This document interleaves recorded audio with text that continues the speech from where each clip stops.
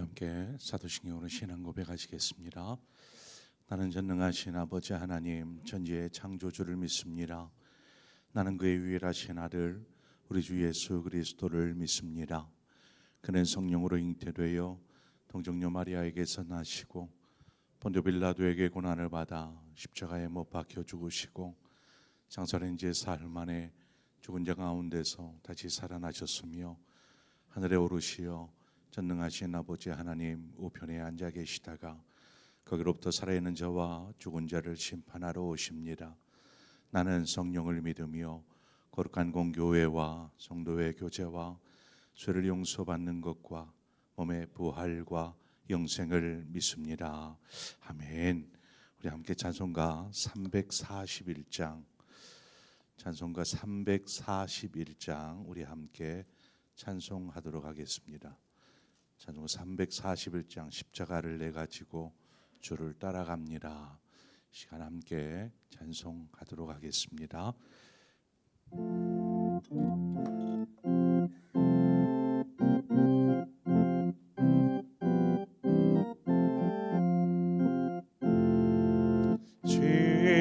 십자가를 내 가지고 주를 따라갑니다.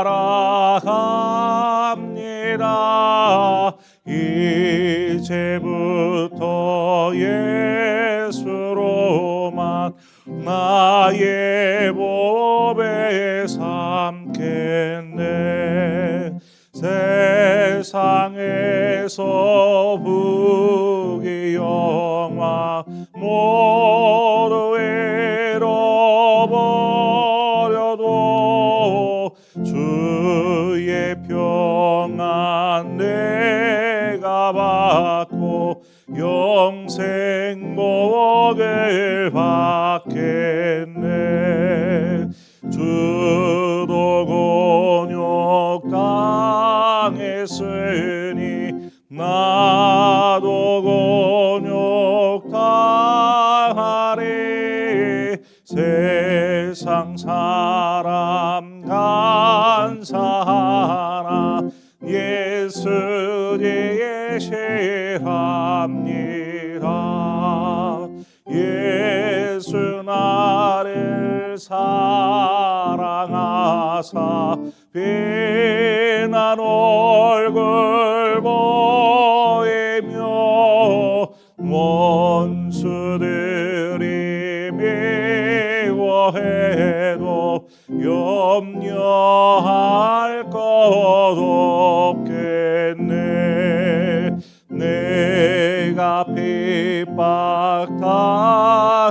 때에 주의 품에 안기고 세상 고초당할수록 많은 위로 받겠네. 주가 주신 기쁨에 기뻐할 것 뭐냐. 주가 나를 사랑하니 기뻐할 것뿐일세.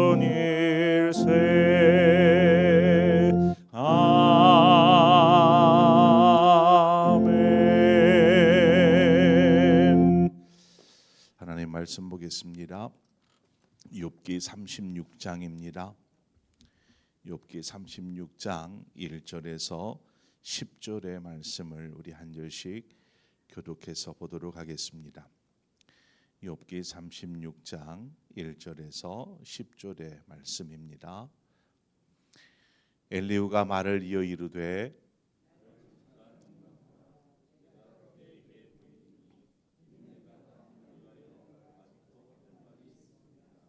내가 먼 데서 지식을 얻고 나를 지으신 이에게 의를 돌려보내리라.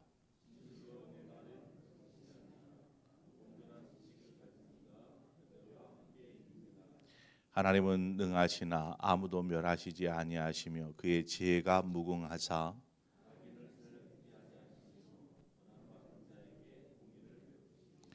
그의 눈을 의인에게 떼지 아니하시고 그를 왕들과 함께 왕좌에 앉히사 영원토록 존귀하게 하시며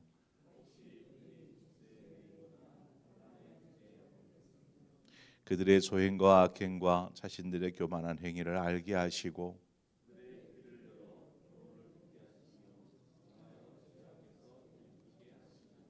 아멘. 욥기 36장과 37장은 이제 그 엘리후의 마지막 변론입니다. 이제 뭐 자신이 하고자 하는 이야기의 마지막 후반부에 속한 장이 36장과 37장입니다. 이야기하고자 하는 취지는 그렇습니다. 사람이 스스로 자신을 향하여서 나는 의롭다, 나는 공평하다라고 말할 수 있을까? 여러분은 어떻게 생각하십니까? 나는 내가 하는 행동이나 내가 하는 말은 의롭고 항상 공평해라고 자신하여 말할 수 있습니까? 이 질문에 어떤 사람은 뭐 그렇다라고 얘기하는 사람도 있을 테고 혹은 그렇지 않다라고 말하는 사람도 있을 것입니다. 뭐 이것은 전적으로 자기 자신이 기준에서 그렇게 생각할 수 있는 것이지 이 생각이 절대적이다라고 절대적인 평가다라고 말할 수는 없습니다. 어떤 모습을 바라보면서 저건 의로운 모습이다. 저거는 불공평한 모습이야라고 말하는 것은 자기 생각, 자기 기준에 의한 평가이지 이것이 절대적이다라고 말할 수 없습니다. 그러나 하나님의 공의, 하나님이 말씀하시는 하나님이 행하시는 것은 의롭고 공평한 것입니다. 왜냐하면 하나님 절대 공의로우신 분이기 때문에 그렇습니다. 여기에는 어떤 이의도 제기할 수 없습니다. 때론 욥처럼 알 수 없는 고난, 이 고난이 찾아왔을 때 우리는 하나님 정말 공평하신 분 맞으세요? 라는 의문을 제기하게 됩니다. 삶에 이처럼 우리가 생각할 때 그래 내가 잘못했으니까 이런 일을 당하지라고 여겨지는 것이라면 상관이 없지만 억울하게 느껴지는 것이 있잖아요. 왜 내가 이런 억울한 일을 당해야 할까 생각할 때에 하나님의 공의를 떠올리게 됩니다. 하나님 정말 공의로우신 분이 맞으신가요? 그러면 왜 이런 일을 제가 당해야 하나요? 라고 생각하게 되죠. 욥의 처지는 지금 말로 형용할 수 없는 그런 비참한 상태에 놓여 있습니다. 반면에 욥과 이야기를 나누고 있는 욥의 세 친구들과 또 엘리후 이들은 뭐 그런 고난이 없어요. 삶이 편안해요.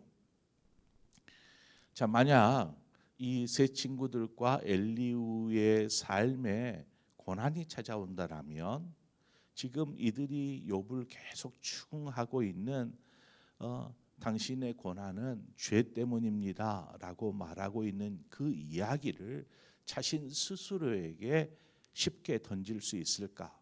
내가 죄 때문에 고난을 받는구나라고 여기게 될 수 있을까? 한마디로 자신들은 고난을 당하고 있지 않으니까 이런 말을 너무나 쉽게 내뱉는 것입니다. 또 그것이 하나님의 공의라고 이야기하면서까지 말하고 있는 것이죠. 2절 중반 이하에 보면 내가 하나님을 위하여 아직도 할 말이 있음이라 엘리후가 말합니다. 하나님을 위하여 한번 보십시오. 마치 엘리후 자신이 뭔가 하나님을 잘 알고 있는 사람인 것처럼 하나님을 대변하고 있는 이런 모습을 보게 됩니다. 이것이 얼마나 교만한 태도입니까? 자신이 어찌 하나님을 대변할 수 얼마나 하나님을 알아서 하나님을 대변할 수 있겠습니까? 그러나 만약 여러분 생각해 보십시오. 세상 사람들이 예수 그리스도를 향하여서 조롱하고 또는 모욕적인 말들을 이렇게 한다고 하면 여러분은 어떻게 하시겠습니까? 누가 예수님에 대해서 계속 뭐 모욕적인 조롱 어린 그런 말들을 하면 여러분이 그 말을 들었을 때 어떻게 하시겠습니까? 그냥 못 들은 채 하고 가시겠습니까? 아니요, 우리는 주님의 대변인 역할을 해야 합니다. 바로 그것이 예수 그리스도의 증인된 삶이죠. 하나님께서 우리를 바로 예수 그리스도의 증인으로 부르셨습니다. 증인으로 부르셨다라는 것은 가서 예수의 복음을 전할 뿐만 아니라 아마 예수 그리스도 그 이름이 모욕을 당할 때에 나서서 이야기, 대변을 해야 한다라는 것을 이야기합니다. 세상 사람들은 하나님을 잘 모릅니다. 그래서 하나님 편에 서기보다는 하나님을 대적하는 편에 서게 됩니다. 그럴 때마다 우리는 예수 그리스도를 주로 고백하는 하나님의 자녀된 우리는 그저 벙어리가 되어 있어서는 안 되는 것입니다. 베드로전서 3장 15절은 이렇게 말합니다. 너희 마음에 그리스도를 주로 삼아 거룩하게 하고 너희 속에 있는 소망에 관한 이유를 묻는 자에게는 대답할 것을 항상 준비하되 온유와 두려움으로 하고라고 되어 있습니다. 이 구절을 보면 하나님을 대변하려 할 때 누군가 어떤 앞서 말씀드린처럼 예수님에 대해서 막 조롱어린 이야기들을 할 때에 우리가 예수님의 대변인 역할을, 증인된 역할을 해야 되지 않겠습니까? 이처럼 우리가 뭔가를 말할 준비를 하고 있어라 하는 것입니다. 그런데 그것을 하나님을 대변하려고 할 때에 자기 생각으로 하지 않고 말씀과 같이 오직 온유함과 두려움으로 이야기하라고 말씀하고 있습니다. 왜냐하면 하나님을 대변하는 것이 앞서도 여기 엘리후의 모습에서처럼 교만하게 비춰질 수 있기 때문에 그렇습니다. 우리가 얼마나 하나님을 많이 알아서 하나님의 대변인 역할을 할 수 있겠습니까? 그래서 때론 우리가 하나님을 대신하려다가 하나님을 대변하듯이 이렇게 하나님을 대신하려다가 자칫 하나님의 자리까지 차지하려는 어떤 그러한 교만함의 수렁에 빠지게 됩니다. 오늘날 사람의 지식은 세상을 놀랍게 바꿔놓는 그런 놀라운 업적을 이루었죠. 10년이면 강산이 변한다라는 말이 있지만 이제는 10년도 채 걸리지 않아 그냥 허벌판에 한 도시가 세워지기도 하고 아파트 단지들이 들어섭니다. 이처럼 사람의 어떤 그 지식은 대단합니다. 이제는 우주를 여행하듯이 왔다 갔다 할 정도로 기술력이 발달되어 있고 어떤 우리가 상상했었던 일들을 이제는 실현해 낼 수 있는 그러한 놀라운 지식을 가진 그래서 그만큼의 업적들을 지금 이루어 놓았습니다. 그런데 그렇게 놀라운 일들을 행한 만큼 하나님 없이도 살 수 있다. 이제는 하나님 없이도 사람의 능력, 사람의 지식 이것으로도 능히 살 수 있다라는 교만함을 키워가는 것입니다. 하나님 없이는 살 수 없어요 라고 말하지 않고 사람의 지식, 능력이 무궁무진하게 커지다 보니까 하나님 없이 살 수 있다라고 생각하는 것입니다. 때론 성경을 많이 아는 건 이 참 좋은 일인데요. 성경을 많이 아는 것이 자칫 그 사람을 교만하게 만들 수도 있습니다. 고린도전서 8장 1절 중반 이하에 보면 지식은 교만하게 하며 사랑은 덕을 세우나니라고 말하고 있는 것처럼 우리가 교만에 빠지지 않도록 조심해야 하는데 그러나 우리가 온유함과 두려움으로 이야기하듯이 사랑을 가지고 이야기할 때 여기에 덕이 세워지는 것입니다. 베드로전서 4장 11절에 보면 만일 누가 말하려면 하나님의 말씀을 하는 것 같이 하고 누가 봉사하려면 하나님이 공급하시는 힘으로 하는 것 같이 하라. 이는 범사에 예수 그리스도로 말미암아 하나님이 영광을 받으시게 하려 함이니 그의 영광과 권능이 세세에 무궁하도록 있느니라 말씀하고 있습니다. 자, 왜 우리가 어떤 하나님 대변인의 역할들을 하나님의 대변인 역할을 하거나 혹은 사람들에게 어떤 이야기를 할 때에 하나님의 말씀을 하는 것 같이 그렇게 말하라라고 성경이 우리에게 말하고 있는 걸까요? 말할 때에 어떤 자기의 생각을 이야기할 때에는 쉽게 이야기할 수 있습니다. 내 안에 있는 머릿속에 있는 생각을 입술로 얘기하니까 뭐 어렵지 않죠. 그러나 하나님의 말씀을 하는 것 같이 할 때에는 좀 다릅니다. 이때에는 그냥 아무렇게나 하는 것이 아니라 정말 진지하고 그 말 한마디 한마디에 책임감을 가져야 한다라는 의미입니다. 그러므로 우리가 하나님을 대변하거나 혹은 자신의 이야기를 할 때에 이와 같이 자신의 말에 책임을 가질 수 있는 진중한 이야기가 필요하다라는 것이고, 또 봉사할 때도 마찬가지입니다. 봉사할 때 자기의 힘으로 하다 보면 결국 스스로 무너지게 됩니다. 그래서 어떤 봉사를 하거나 섬기는 일을 할 때에 쉽게 지친다, 쉽게 지쳐서 이거 이제 내려놓고 싶다 한 마음이 드는 것은 그가 자기 힘으로 하기 때문에 그렇습니다. 자기의 힘으로 하다 보니 나중에는 자기의 힘이 붙이는 거죠. 힘이 들어서 못하겠다라는 것입니다.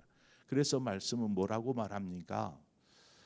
아무리 똑똑하고 경험이 많아도 자기 힘으로는 아무것도 할 수 없다라는 것입니다. 그래서 주를 위해서 우리가 봉사하고 섬길 때에는 주께서 공급해 주시는 힘으로 감당하라고 말씀하고 있죠. 왜냐하면 그렇게 해야 일을 다 마친 후에 내가 정말 열심히 잘했다, 사람들로부터 인정받고 칭찬받고 싶어하는 것이 아니라 내가 한 것이 아닙니다. 주께서 주신 힘으로 감당하시기 한 것이기 때문에 오직 주님만, 하나님만 영광 받으셔야 합니다 하고 하나님께 영광을 올려드릴 수 있는 것입니다. 그래서 우리가 주를 위해서 봉사를 하든 섬기는 일을 하든 무엇을 하든지 바로 주께서 주시는 힘으로 해야 한다라는 것입니다. 본문 6절에 보면 악인을 살려두지 아니하시며 고난받는 자에게 공의를 베푸시며라고 말씀하고 있는데, 이 구절을 우리가 깊이 묵상해 볼 필요가 있습니다. 악인을 하나님께서는 살려두지 않고 또한 고난받는 자에게 공의를 베풀어 주신다라는 것이죠. 하나님께서 악인에 대해서는 철저하게 심판하신다라는 것입니다. 그러나 이를 속히 행하지는 않으십니다. 왜냐? 그것은 오직 우리를 향하여서 오래 참으사 아무도 멸망하지 않고 회개하여 돌이키기를 원하시는 것이 하나님의 뜻이기 때문에 그렇습니다. 그래서 하나님은 악인에 대해서 곧바로 심판으로 그들을 징계하지 않으시고 오래 참고 기다리십니다. 그가 회개하여 돌이키기를 바라기에. 그래서 우리가 볼 때에 세상사 속에 일어나는 어떤 많은 일들을 보게 되죠. 악한 사람도 보게 됩니다. 하나님 어떻게 저런 사람은 가만히 내버려 두십니까? 저로 인하여서 얼마나 많은 사람들이 고통을 당하고 있고 저런 사람을 왜 가만히 내버려 두십니까? 라고 생각할지 모르겠지만 하나님은 여전히 그가 돌이켜 회개하기를 기다리고 계신다라는 사실입니다. 또한 의를 위하여서 고난을 받는 자들이 있습니다. 의롭게 행하고 있는데 하나님 어떻게 저런 사람이 저런 어려움에 처하고 고통을 겪게 하도록 주님 내버려 두십니까? 라고 여겨질 만한 일들을 말합니다. 의를 위하여서 고난을 받는 자, 이들에 대해서 하나님 분명히 은혜를 베푸신다라고 말씀하고 있습니다. 마태복음 5장에 나오는 팔복에서 우리가 잘 알 수 있는 것처럼 의를 위하여서 핍박을 받는 자가 천국이 다 저의 것이다 라고 주님이 가르쳐 주셨습니다. 의를 위해서 의롭게 공평하게 살고자 힘쓸 때에 겪게 되는 고난, 이 고난을 당하는 자가 바로 천국이 저의 것이다 라고 말씀하고 있습니다. 즉 하나님은 영원한 하나님의 나라의 상급을 이들에게 주시는 것이죠. 그러므로 이 땅에 일어나는 일들, 또 그 일들이 전부가 아니기에 우리는 이 땅에서의 삶보다는 저 영원한 하나님의 나라를 소망에 두고 살아야 합니다. 우리에게는 하나님의 나라가 있잖아요. 이 땅에 사는 동안 좀 힘이 들고 벅차고 고난이 있고 어려움이 있을지라도 저 영원한 하나님의 나라를 소망하는 사람은 늘 의로운 삶을 살기 위해 힘써야 할 줄 믿습니다. 엘리후는 욥의 고난을 죄로 인한 것이라고 이야기하지만은 않습니다. 왜냐하면 의인의 삶에도 고난은 찾아오기 때문에 그렇습니다. 그렇다면 의인에게 찾아온 고난을 우리는 어떻게 해석해야 할까? 악인이 고난을 당하는 것은 당연히 저가 악한 사람이기 때문에 고난을 당한다라고 생각하지만 의로운 사람이 고난을 당할 때에는 이것을 우리는 어떻게 바라봐야 할까요? 의인의 고난은 궁극적으로 하나님께서 그에게 은혜를 베푸셔서 그 사람으로 하여금 유익이 되게 하십니다. 성도에게 찾아온 고난은 그것이 죄로 인한 고난일 수도 있지만 그렇지 않다라면 바로 의로 인하여서 고난을 받는다라면 하나님께서는 그것을 성도의 유익을 위한 것, 유익이 되게 하신다라는 것입니다. 시편 34편 19절은 말합니다. 의인은 고난이 많으나 여호와께서 그의 모든 고난에서 건지시는도다. 이 땅에서 죄악된 세상에서 의롭게 살려다 보면 많은 어떤 대상이 됩니다. 지탄에 대해서, 손가락에 대해서 왜 의롭게 사는데 왜 이런 고난을 당해야 할까요? 하지만 하나님께서 그에게 은혜로 더하여 주시고 또 이를 더욱더 그 사람의 영혼과 삶을 하나님께서 유익되게 하시기 위한 것이다 라는 것을 우리가 기억해야 합니다. 그래서 하나님은 그 고난을 통해서, 즉 우리의 삶에 어떠한 어려움이 닥쳐오거든 그것이 만약 우리 스스로의 삶을 돌이켜보아 죄로 인한 것이거든 하나님께로 돌이켜야 할 뿐만 아니라 하나님, 제가 분명 하나님 앞에 잘못한 것이 없는데 왜 이런 고난을 겪어야 합니까? 할 때에는 하나님께서 나를 위해서 귀한 것들을 예비하고 계시는구나 라는 것들을 기억하고, 설령 이 땅에 사는 동안 하나님께서 다 갚아주지 못할지라도 저 영원한 하나님의 나라의 상급이 우리를 위해 예비되어 있음을 우리가 알고 오늘을 의롭게 공평하게 하나님의 말씀에 순종하며 따르는 삶을 사시는 저와 여러분의 삶이 되어지기를 바랍니다. 그래서 누군가에게 주님을 대변하든지 뭘 하든지 우리가 정말 온유함과 두려움으로 이야기하고 행동하고 오늘을 조심히 이 놓여져 있는 주님이 걸어가신 생명의 길을 걷는 저와 여러분의 걸음이 되어지기를 주님의 이름으로 축원을 드립니다. 함께 기도하겠습니다. 주신 아버지 은혜를 감사합니다. 오늘 또 우리를 부르시고 택하여 또 기도의 자리로 이끄신 아버지, 이 시간 겸손하게 하나님 앞으로 나아갑니다. 하나님, 이 시간 우리의 마음을 만져주시옵소서. 우리의 마음에 어떠한 불편함이나 어려움이나 곤란함이나 상처나 아픔이 있는지 모르지만 이 시간 성령님, 우리 각자의 마음 심령 가운데 찾아오셔서 그 마음 어루만져 주시고 새 힘을 공급하여 주셔서 오직 그 주님이 주시는 힘으로 이 땅을 믿음으로 살아갈 수 있도록 인도하여 주옵소서. 주님이 조롱당할 때 외면하는 벙어리가 아니라 이를 대변할 수 있는 주님의 증인된 삶을 살게 하여 주옵소서. 우리가 걸어가는 그 길이 의로운 길이기를 원합니다.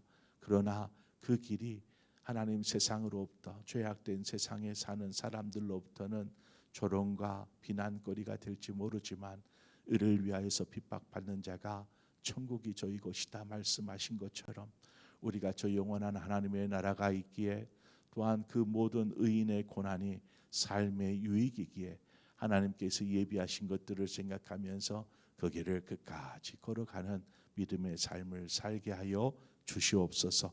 인도하실 것을 믿고 예수님 이름으로 기도합니다. 아멘. 오늘 이 시간 우리 함께 말씀을 생각하면서 하나님 끝까지 이 길을 경주해 가게 하여 주옵소서. 좌로나 우로나 치우치지 아니하고 하나님의 영광을 위해 사는 인생 되게 하여 주옵소서. 우리의 말과 행동에 하나님 의를 품게 하여 주시고 사랑과 온유함을 품게 하여 주옵소서. 우리에서 기도하고 더불어서 우리 환우들을 위해서 기도하도록 하겠습니다. 우리 교회에 여러 환우들이 있는데 이들이 하나님께서 붙잡아 주셔서 어려운 때를 잘 극복해 나아갈 수 있도록, 특별히 우리 어르신들이 많이 있는데 우리 어르신들의 그 노년의 삶을 하나님께서 복되게 해달라고 위해서 기도하고, 우리 사역자들과 우리 다음 세대들 또 항존직들을 위해서 이 시간 함께 기도하고 여러분 각자의 기도의 점으로 기도하시다 자유롭게 돌아가시겠습니다. 함께 기도하겠습니다. 좋으신 아버지 은혜를 감사합니다. 하나님, 우리가 걸어가는 그 길이 참 의롭고 공평한 길이면 좋겠습니다. 그러나 우리도 모르는 사이에 치우치고 죄악된 길에 넘어서기도 하고, 때로는 우리의 생각에는 공평한 것 같지만